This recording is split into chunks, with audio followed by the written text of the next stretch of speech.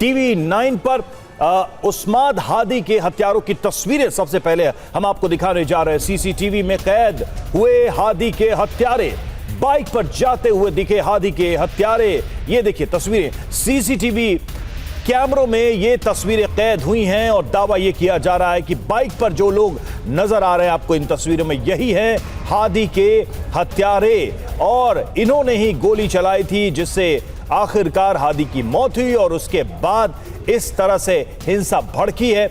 हालांकि इस हिंसा के पीछे की जो इनसाइड स्टोरी है इसमें बहुत सारे एंगल अब उभर के सामने आने लगे हैं, लेकिन जो बड़ी जानकारी, जो बड़ी तस्वीर है वो यही कि हादी के हत्यारों की तस्वीरें सीसीटीवी कैमरे में कैद हुई हैं और टीवी 9 भारतवर्ष आपको वो तस्वीरें दिखा रहा है। ये देखिए बाइक पर सवार जो दो लोग हैं, इन्हीं को लेकर यह कहा जा रहा है कि इन्होंने ही हादी के ऊपर गोली चलाई। लेकिन हादी की मौत के बहाने कैसे बांग्लादेश में तांडव किया जा रहा है, हिंसा फैलाई जा रही है, हिंदुओं की हत्याएं की जा रही हैं और शेख हसीना की पार्टी के लोगों को, शेख हसीना के घर को निशाना बनाया जा रहा है। तो भारत के लिए जो पॉजिटिव सेंटिमेंट रखने वाले लोग हैं उनको और साथ ही हिंदुओं को निशाना बना जा रहा है हादी की मौत के बहाने। मनीष झा हमारे साथ इस वक्त हमारे सहयोगी जुड़े हुए हैं। मनीष, सबसे पहले तो हम इन तस्वीरों के बारे में समझना चाहेंगे। यूनुस ने कहा कि हत्यारों को हम नहीं छोड़ेंगे, हम कार्रवाई करेंगे। हालांकि बाकी जो हत्याएं हादी की हत्या के नाम पर हुई है उस पर वो मौन है, फिर भी जो तस्वीर आई है उसको लेकर क्या कहानी अभी तक सामने आई है? क्या इन लोगों को पकड़ा जा चुका है, आइडेंटिफाई किया जा चुका है? इस तस्वीर को लेकर, इसमें जो दो लोग दिख रहे हैं उनको लेकर कोई जानकारी सामने आई है क्या?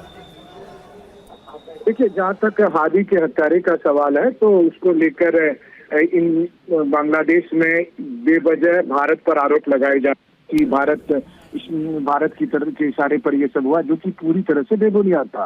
दरअसल हादी को मरवाने की साजिश इन्हीं के लोगों की है, इन्हीं लोगों ने, इनके साथ, हादी के इसी साथ के लोगों की साजिश थी और ये एक प्री प्लान कोशिश थी कि क्योंकि इसकी आशंका पहले से जताई जा रही थी कि इनमें से किसी एक स्टूडेंट लीडर पर अटैक होगा, वो मारा जाएगा और उसके नाम पर फिर से वही दंगा उत्पात मचाया जाएगा ताकि इलेक्शन, बस यही एक उसमें से एक छोटा हादी केवल बलि का बकरा बना है बांग्लादेश की कुत्सित राजनीति का। और सबसे बड़ी बात यह है कि आज हादी के नाम पर दुख जताया जा रहा है, लेकिन हादी के नाम पर जो हत्याएं हो रही है उसके लिए कोई अमेरिकी एम्बेसी शोक प्रकट नहीं कर रहा। आप देखिए, अमेरिकी एम्बेसी ने भी बयान जारी करके केवल हादी के मारे जाने को लेकर दुख जताया, उसके परिवार से संवेदनाएं जताई, लेकिन उस दीपू चंद्र दास का क्या गुनाह था जिसको पेड़ पर लटका के जिंदा जला दिया गया, उसका क्या गुनाह था? उन तमाम लोगों का क्या गुनाह था? या फिर अखबार के दफ्तर जलाए गए, तो हादी की हत्या में उसका क्या रोल है? बिल्कुल ये सवाल जरूर है। और हादी की हत्या के बहाने जो दूसरी हत्याएं हो रही हैं उसको लेकर यूनुस सरकार मौन है, बांग्लादेश का प्रशासन चुप्पी साधे हुए है। शुक्रिया मनीष आपका। और बांग्लादेश में उस्मान हादी की मौत के बाद बवाल जारी है। सुबह होते ही ढाका के अलग अलग इलाके में प्रदर्शनकारियों का जुटना शुरू हो गया। ढाका की सड़कों पर जुटे हजारों कट्टरपंथी, सरकार और सेना के खिलाफ भी जमकर नारेबाजी की गई है। देखिए जरा।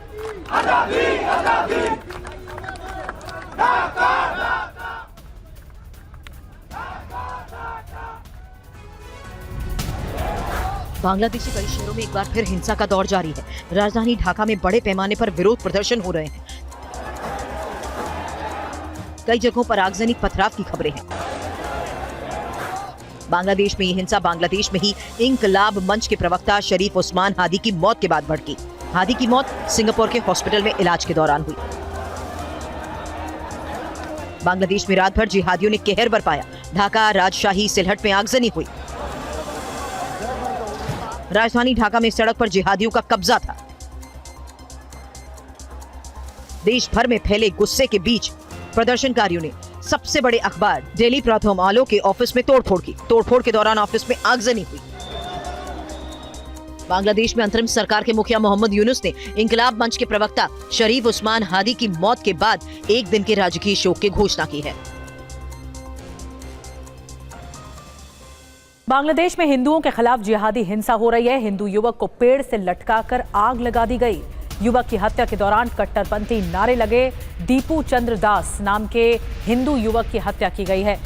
मैमन सिंह जिले के भालुका इलाके में हत्या को अंजाम दिया गया। तो एक हिंदू शख्स की हत्या कर दी गई। दीपू चंद्र दास नाम बताया जा रहा है। हत्या के बाद शव को इस तरह पेड़ पर लटकाया गया और आग के हवाले कर दिया गया। ये बर्बरता सामने आई है बांग्लादेश में।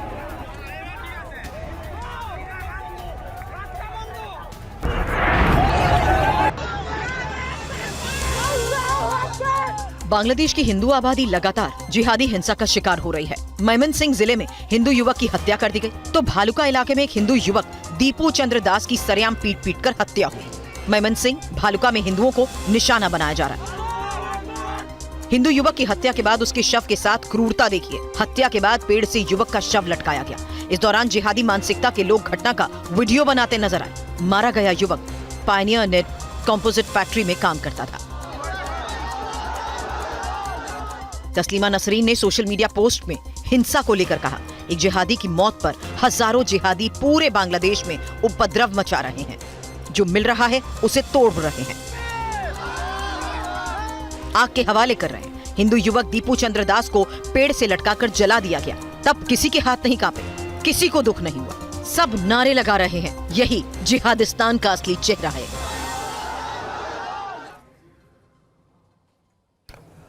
और ढाका में उपद्रवियों ने महिलाओं को भी बनाया निशाना। प्रदर्शन के दौरान महिलाओं के साथ हिंसा हुई। उपद्रवियों ने महिलाओं को कुर्सियों से पीटा। ये तस्वीरें भी सामने आई हैं कि महिलाओं के खिलाफ कैसे इन उपद्रवियों ने हिंसा की है। ये देखिए तस्वीरें।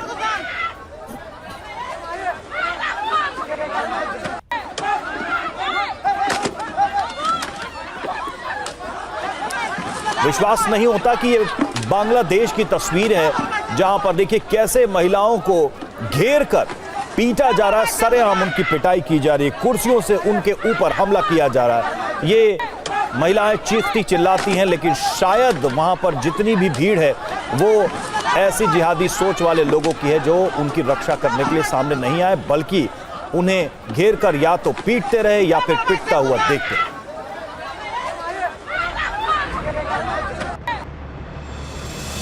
आज के बांग्लादेश की ये तस्वीर देखिए। पूरी तरह उपद्रवियों का कब्जा। ना कानून, ना पुलिस, ना सेना, ना सरकार।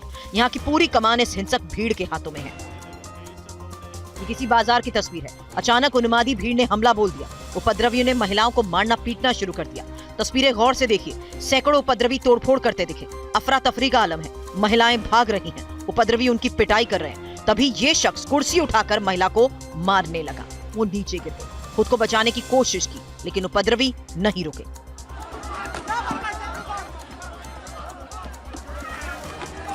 एक और महिला बीच बचाव के लिए आई, लेकिन उसे भी उपद्रवी कुर्सी से मारने लगे। अब एक और तस्वीर देखिए। महिला जान बचाने के लिए ठेले के नीचे छिप गई। उपद्रवी वहां भी पहुंच गए। महिला को ठेले के नीचे से खींचने लगे। एक महिला दौड़ कर आई, अपनी साथी महिला को बचाने की कोशिश की, लेकिन वो नाकाम रही। उपद्रवी महिला की पिटाई करने लगे। तो इस वक्त हाहाकार मचा हुआ है बांग्लादेश में बवाल, आगजनी और पथराव से। ढाका में कट्टरपंथियों ने भारतीय उच्चायोग को भी निशाना बनाने की कोशिश की। ये रिपोर्ट देखिए। ये वीडियो ढाका में भारतीय उच्चायोग के बाहर का है। हाई सिक्योरिटी एरिया में उपद्रवी घुस आए। उच्चायोग के गेट पर पत्थरबाजी करने लगे। भारत विरोधी नारे लगाए गए। देखिए कैसे गेट के सामने ये उपद्रवी खड़े हैं, ताबड़तोड़ पत्थरबाजी कर रही हैं। लेकिन इन कट्टरपंथियों को रोकने के लिए ना तो यूनिस की पुलिस है और न ही सेना। काफी देर तक ये उपद्रवी इसी तरह से पत्थरबाजी करते रहे। इससे पहले भी कट्टरपंथियों ने भारतीय उच्चायोग तक जाने की कोशिश की थी, लेकिन रास्ते में ही उन्हें रोक दिया गया था। ढाका में उच्चायोग को टारगेट किए जाने के बाद चटगांव में भारतीय मिशन की सुरक्षा को बढ़ा दिया गया। रात के हमले के बाद चटगांव में बांग्लादेश की सेना की तैनाती कर दी गयी।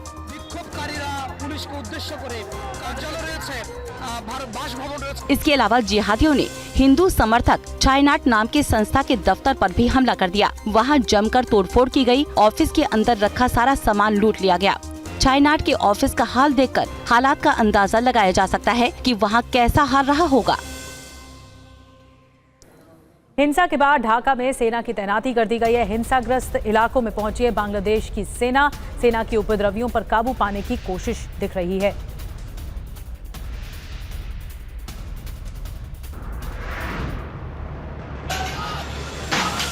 उस्मान हादी की मौत से हालात इतने बिगड़ गए कि बांग्लादेश में कानून कहीं नजर नहीं आ रहा। अल्पसंख्यकों की हत्या हो रही है, लोगों को जिंदा जलाया जा रहा है, महिलाओं पर हमले हो रहे हैं, हर तरफ अराजकता है, कट्टरपंथियों ने जगह जगह कोहराम मचा दिया है। लेकिन इन सब के बीच मोहम्मद यूनुस खामोशी से अपने मुल्क को जलता हुआ देखते रहे और जब सब कुछ स्वाहा हो गया तो अब सेना की तैनाती की जा रही है ताकि हालात को संभाला जा सके। ढाका में रात भर कट्टरपंथियों के बवाल, पथराव और आगजनी करने के बाद हिंसाग्रस्त इलाकों में सेना की तैनाती हुई है और उपद्रवियों पर काबू पाने की कोशिश की जा रही है। लेकिन हालात इतने बिगड़ चुके हैं कि उपद्रवी बेलगाम नजर आ रहे हैं और हिंसा की तस्वीरें उसकी चीख चीख कर गवाही दे रही हैं। बड़ी संख्या में सैनिकों को सड़क पर उतार दिया गया है, लेकिन क्या बेलगाम हो चुकी हिंसक भीड़ को यूनुस की सेना और पुलिस कंट्रोल कर पाएगी? ये बड़ा सवाल है। राजधानी ढाका से लेकर दूसरे शहरों तक तनावपूर्ण माहौल बना हुआ है। और यूनुस सरकार में जिहादियों को खुली छूट मिली हुई है। बांग्लादेशी अखबार डेली स्टार के ऑफिस में आगजनी की गई। उपद्रवियों ने अखबार के दफ्तर को जलाया, पुलिस टीम के सामने दफ्तर को आग लगा दी।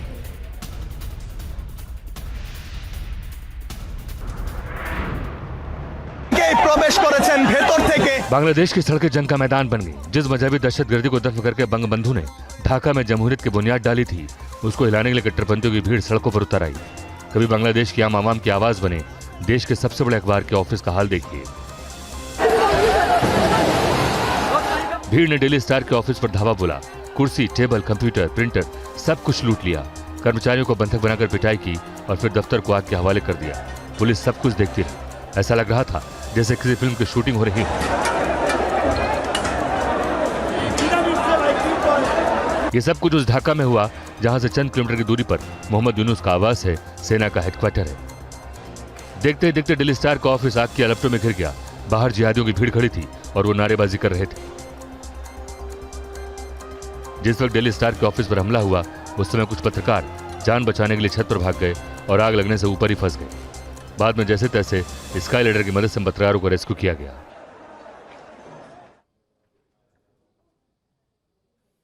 और बांग्लादेश में हो रही हिंसा में बर्बादी की एक और तस्वीर सामने आई है। ढाका में प्रथम आलो न्यूज़पेपर के दफ्तर में तोड़फोड़ की गई। आगजनी और तोड़फोड़ में पूरा दफ्तर देखिए कैसे बर्बाद कर दिया गया है। आज प्रथम आलो अखबार नहीं छपा है। आगजनी और तोड़फोड़ में दफ्तर को भारी नुकसान पहुंचा है।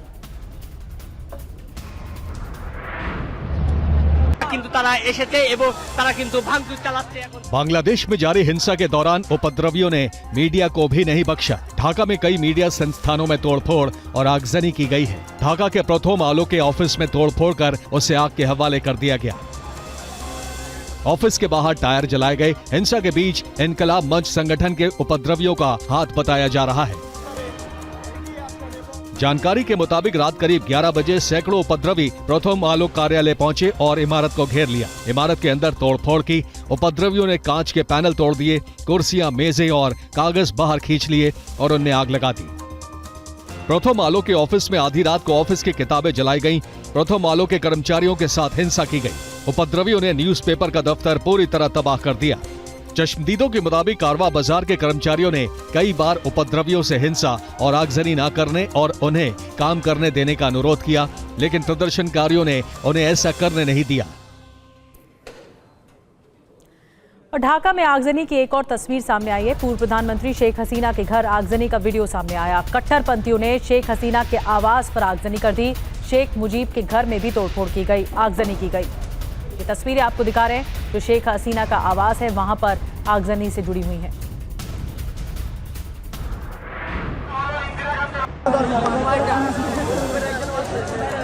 वीडियो ढाका के धनमंडी में हुई हिंसा और उपद्रव का है, जहां उपद्रवियों ने हिंसा के दौरान बांग्लादेश के संस्थापक बंगबंधु शेख मुजीबुर रहमान के घर को निशाना बनाया।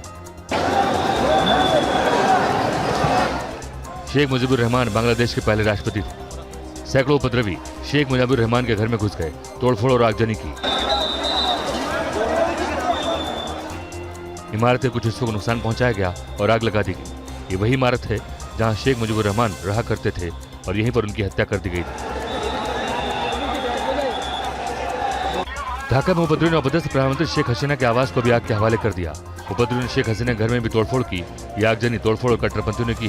वीडियो में दिख रहा है कि सैकड़ों की संख्या में उपद्रवी शेख हसीना के आवास के बाहर हैं और उन्होंने पूरे आवास को घेर रखा है।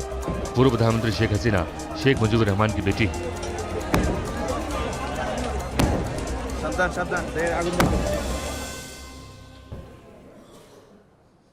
और बांग्लादेश में हिंसा के दौरान उपद्रवियों ने अवामी नेताओं के घरों को भी निशाना बनाया। कई अवामी नेताओं के घरों को आगजनी और तोड़फोड़ का शिकार बनाया गया। हिंसा के दौरान बांग्लादेश में अवामी लीग के नेताओं को निशाना बनाया जा रहा है। चटगांव में भड़की हिंसा में पूर्व शिक्षा मंत्री और अवामी लीग नेता मोहब्बुल हसन के घर में कट्टरपंथी घुस गए। इसके बाद उनके घर में तोड़फोड़ की गई और फिर घर को आग के हवाले कर दिया गया। अवामी नेता के घर आग का नया वीडियो भी सामने आया है, जिसमें आगजनी से पहले उपद्रवी पूर्व शिक्षा मंत्री घर में लूटपाट करते नजर आ रहे हैं। उपद्रवी ने मोहब्बुल हसन के घर के अंदर भी आगजनी की।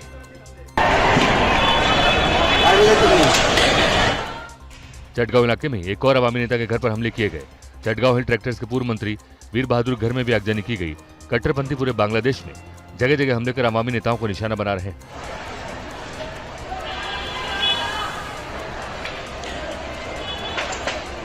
बांग्लादेश में सुलगी हिंसा ने एक बार फिर कानून व्यवस्था को कटघरे में खड़ा कर दिया है। इस बीच अंतरिम सरकार के मुखिया मोहम्मद यूनुस ने हाई लेवल बैठक बुलाई।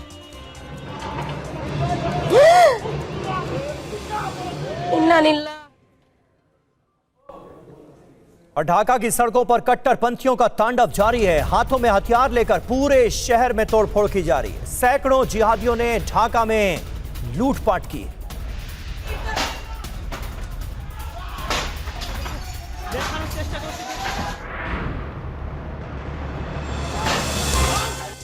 हिंसा के बीच बांग्लादेश की राजधानी ढाका की सड़कों पर कट्टरपंथियों का कहर भी देखने को मिला।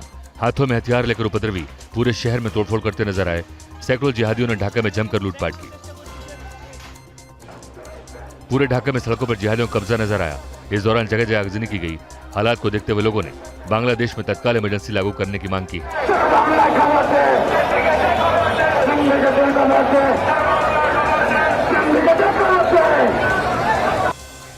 कट्टरपंथी बांग्लादेश में जगह जगह मार्च निकालकर सरेआम जिहादी नारेबाजी कर रहे हैं। अल्पसंख्यकों और खासकर हिंदुओं को खुलेआम जान से मारने की धमकी दी जा रही है। जानकारी के मुताबिक कट्टरपंथियों ने ढाका में 32 जगहों पर आग लगाई। राजशाही में भी व्यावसायिक प्रतिष्ठानों पर हमला किया गया और सिलहट में भी जिहादियों ने कई जगह आगजनी की घटनाओं को अंजाम दिया है।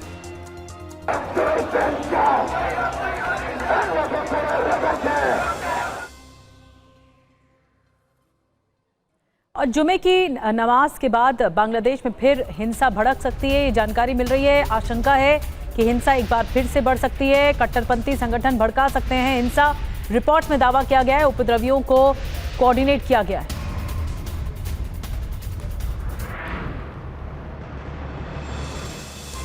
बांग्लादेश फिर से सुलग उठा है। गृह युद्ध जैसे हालात हैं। अलग अलग शहर, लगभग एक ही वक्त पर हिंसा। क्या यह सिर्फ गुस्सा था या किसी ने भीड़ को दिशा दी? तस्वीरें बता रही हैं कि यह सिर्फ अचानक भड़का गुस्सा नहीं था। जो दिख रहा है वो सोचा समझा पैटर्न लगता है। रात भर हिंसक भीड़ ने सड़क पर कोहराम मचाया। देश भर में हालात अभी भी तनावपूर्ण हैं। आज का दिन बांग्लादेश के लिए बेहद अहम है। भारत विरोधी उस्मान हादी की मौत के बाद एनसीपी ने देश भर में प्रदर्शन का ऐलान किया है। पार्टी के नेता आसिफ महमूद भी इस प्रदर्शन में शामिल होंगे। दरअसल उस्मान हादी भी एनसीपी यानी नेशनल सिटीजन पार्टी का नेता था। पिछले साल शेख हसीना के खिलाफ हुए आंदोलन के बाद इस पार्टी का गठन हुआ। अगर एनसीपी के कार्यकर्ता सड़कों पर उतरते हैं तो फिर से हिंसा भड़क सकती है। उधर रिपोर्ट्स में दावा किया जा रहा है कि आज जुमे की नमाज के बाद कट्टरपंथी संगठन बड़े पैमाने पर हिंसा भड़का सकते हैं। और तहरीके तालिबान पाकिस्तान ने एक बार फिर से पाकिस्तानी सेना को निशाना बनाया है और टीटीपी की तरफ से ये दावा किया गया है। पाकिस्तानी सेना के कैंप पर हुए हमले का वीडियो भी जारी किया गया है, जिसमें देखा जा सकता है कि एक के बाद एक बड़े विस्फोट को अंजाम दिया गया, जिससे पूरा इलाका धुएं के गुबार से ढक गया। टीटीपी का दावा है कि पाकिस्तानी सेना के 12 कैंप पर ये हमले किए गए हैं, जिसमें कई पाकिस्तानी सेना के जवानों की जान चली गई। ये हमला खैबर पख्तूनख्वा इलाके में किया गया। साउथ नॉर्थ वजीरिस्तान में भी हमले किए गए हैं। हमला अफगानिस्तान सीमा के नजदीक हुआ है, जहां टीटीपी की घुसपैठ बढ़ रही है। 2025 में खैबर पख्तूनवा में 605 से अधिक घटनाएं दर्ज की गई हैं, जिसमें सैन्य ठिकानों पर भी हमले प्रमुख हैं। बताया जा रहा है कि पाकिस्तानी सैनिकों के वाहन पर भी टीटीपी के 20 हथियारबंद लोगों ने आईईडी बम फोड़ा है और फिर अंधाधुंध फायरिंग की। इस घटना से पहले भी टीटीपी ने खैबर पख्तूनवा में एक पाकिस्तानी सेना की चौकी पर कब्जा कर लिया था। मौके से पाकिस्तानी सैनिक डरकर भाग निकले थे। वहीं सितंबर में वजीरिस्तान में इसी तरह के हमले में 12 सैनिकों की जान चली गई थी। और महाराष्ट्र के ठाणे के ब्लू रूफ क्लब में आतिशबाजी के कारण भीषण आग लग गई। काफी मशक्कत के बाद आग पर काबू पाया जा सका। ठाणे के इस क्लब में लगी आग कितनी भीषण थी, अंदाजा तस्वीरों से लगाइए। आग की वजह से मौके पर अफरा तफरी मच गई। देखते ही देखते आग ने पूरे क्लब को चपेट में ले लिया। ठाणे नगर निगम के आपदा विभाग अधिकारी ने बताया कि आग लगने का कारण स्पष्ट रूप से सामने नहीं आ सका, लेकिन आग भीषण थी। आपदा प्रबंधन टीम को सूचना मिलते ही दमकल कर्मियों को तुरंत मौके पर भेजा गया। काफी मशक्कत के बाद आग पर काबू पाया जा सका। हालांकि किसी के हताहत होने या घायल होने की कोई खबर नहीं। आग लगने के बाद 1000 से ज्यादा शादी में आए मेहमान बाल बाल बचे। फायर ब्रिगेड की टीम ने बताया कि घटना गुरुवार रात करीब 11 बजे शहर घोड़बंदर रोड स्थित ओबाला इलाके के एक मैरिज हॉल की है। द ब्लू रूफ क्लब के लॉन में कैबिन के बाहर रखे मंडप की सजावट के सामान में आग लगी। उस समय वहां एक शादी की रिसेप्शन हो रही थी। देखते ही देखते आग ने भीषण रूप अख्तियार कर लिया। मैरिज हॉल पूरी तरह जलकर खाक हो गया। एक मिनट तेरे भाई।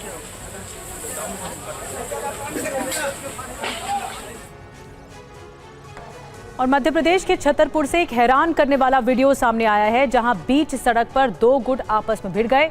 ये रिपोर्ट देखिए। सड़क पर संग्राम छिड़ा है। कोई थप्पड़ों की बरसात कर रहा है, कोई डंडे बरसा रहा है। ऐसा लग रहा है जैसे इनके सिर पर खून सवार है। पकड़ नहीं रहा भाई, बता। ये वीडियो छतरपुर के चंदला रोड इलाके का है।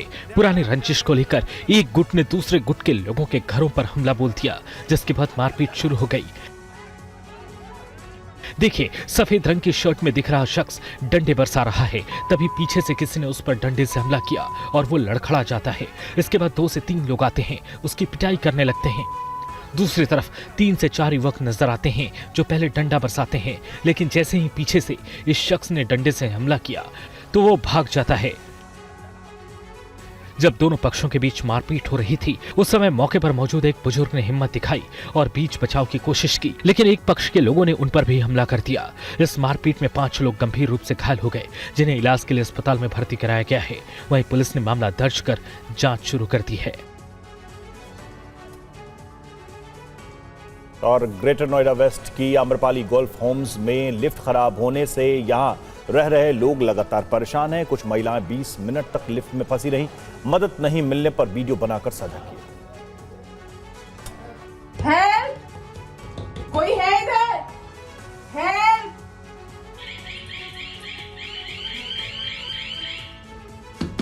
हम इधर लिफ्ट में फंसे हैं, कोई है?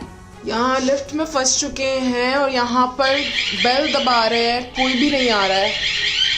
आप लोग ग्रुप से प्लीज देखिए, अगर कोई आ सकता है तो। हम J1 की लिफ्ट में फंसे हुए हैं, जो फर्स्ट लिफ्ट है। ग्रेटर नोएडा में एक बार फिर लिफ्ट अटकने की घटना सामने आई है। ग्रेटर नोएडा वेस्ट की आम्रपाली गोल्फ होम्स स्थित J1 टावर में लिफ्ट की खराबी लगातार निवासियों के लिए मुसीबत बनती जा रही है। मामला उस समय सामने आया जब एक लिफ्ट अचानक खराब हो गई और उसमें कुछ महिलाएं करीब 20 मिनट तक फंसी रहीं। महिलाओं ने मदद के लिए लगातार इमरजेंसी अलार्म बजाया, लेकिन काफी देर तक कोई भी सहायता के लिए नहीं पहुंचा। इसके बाद महिलाओं ने लिफ्ट के अंदर से वीडियो डालकर सोसाइटी के ग्रुप में डालकर मदद मांगी। कुछ दिन पहले इसी लिफ्ट में एक बच्चा करीब 1 घंटे तक फंसा रहा। इसके बावजूद न तो लिफ्ट की तकनीकी खामियों को ठीक किया गया, न ही आपातकालीन व्यवस्था को दुरुस्त किया गया। और एमपी के रीवा में एक रेस्टोरेंट में बेखौफ बदमाशों ने तोड़फोड़ की, हवाई फायरिंग की। पुलिस ने सीसीटीवी फुटेज के आधार पर मामले की जांच शुरू कर दी।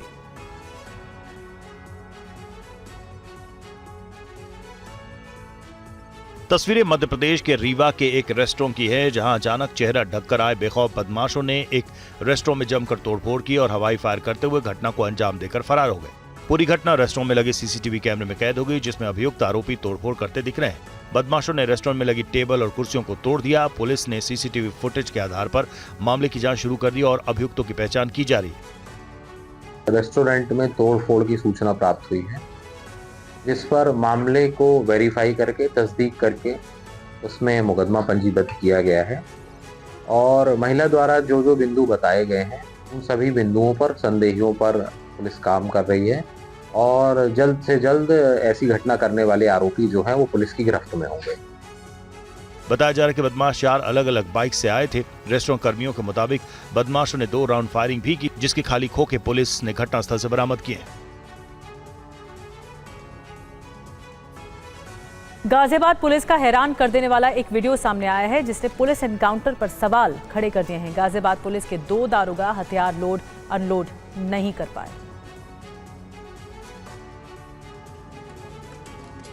यूपी के जिला गाजियाबाद के पुलिस की पहचान एनकाउंटर करने वाली सख्त पुलिस के तौर पर जानी जाती है।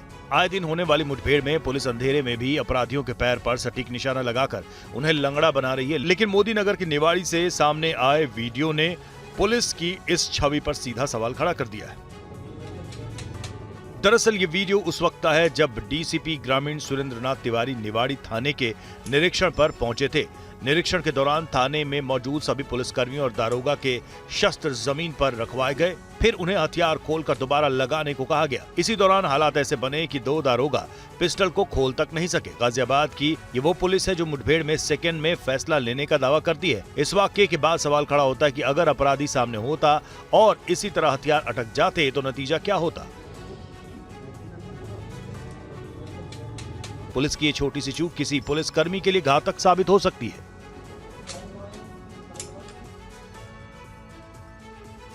फुटबॉल की दुनिया का सबसे बड़ा नाम बिल्कुल अलग दुनिया में दिखे, वो नाम है लियोनेल मेसी। आपको दिखाते हैं कैसे मेसी ने वंतारा में पशुओं के साथ समय बिताया। मेसी जब वंतारा पहुंचे तो पशुओं के प्रति अपने प्रेम को रोक नहीं पाए। शेर के साथ मेसी के ये खास लम्हे देखिए, ऐसा लगा मानो मेसी के लिए ये उनकी जिंदगी के सबसे बेहतरीन पलों में से एक है। इसी तरह वंतारा में मेसी लगभग हर पशु के करीब गए, पशुओं के साथ फोटो खिंचवाई। मेसी यहाँ छोटे छोटे पलों में खुशी ढूंढते नजर आए। पशुओं के साथ उनका लगाव हर फ्रेम में साफ दिखा। अनंत अंबानी और मेसी दोनों ने वंतारा की सफारी की, यहाँ वन्य जीवों के साथ वक्त बिताया। मेसी को वंतारा का विजन भी दिखाया गया। यहाँ हर जानवर की देखभाल प्यार, धैर्य और समर्पण से होती है। मेसी को देखकर लगा ही नहीं कि वो यहाँ मेहमान हैं, बल्कि वो यहाँ के वातावरण और प्रकृति में रम गए। वंतारा में मेसी का ये सफर जाहिर तौर पर उनके लिए बेहद रोमांचक और मनोरंजक रहा और वो यहाँ से बेहद शानदार यादें अपने साथ लेकर जाएंगे। इलेक्ट्रॉनिक्स के निर्यात में भारत लगातार नए नए रिकॉर्ड्स बना रहा है। पर्सनल कंप्यूटर का निर्यात भी तेजी से बढ़ रहा है। एक रिपोर्ट के मुताबिक अप्रैल से अक्टूबर के बीच पीसी का निर्यात 2 गुना हो गया है। यह रिपोर्ट देखिए। सरकार इलेक्ट्रॉनिक्स एक्सपोर्ट को लेकर सजग है और प्रमोट करने के लिए पीएलआई जैसी स्कीम शुरू की है। भारत में बने पर्सनल कंप्यूटर की बढ़ती मांग ने उसके निर्यात को बड़ा बूस्ट दिया है। खास बात यह कि ट्रंप के टैरिफ वॉर के बावजूद पर्सनल कंप्यूटर का सबसे ज्यादा निर्यात अमेरिका को हुआ है। वाणिज्य मंत्रालय की रिपोर्ट के मुताबिक अप्रैल से अक्टूबर 2025 के बीच पर्सनल कंप्यूटर का निर्यात साल दर साल 114.7% बढ़ा। अप्रैल से अक्टूबर 2024 में पर्सनल कंप्यूटर का निर्यात $147.9 मिलियन था, जो 2025 की इस अवधि में $317.6 मिलियन हो गया। अमेरिका को पीसी का निर्यात 6 गुना बढ़कर $5.5 मिलियन से $37.2 मिलियन हो गया। यूएई को पीसी का निर्यात $80.8 मिलियन से बढ़कर $210.1 मिलियन रहा। इसके अलावा भारतीय पर्सनल कंप्यूटर के बड़े खरीदार रूस, बांग्लादेश, श्रीलंका भी हैं। भारत के पर्सनल कंप्यूटर की कीमत और मजबूत असेंबलिंग क्षमता ने भी निर्यात को बढ़ाने में भूमिका निभाई है।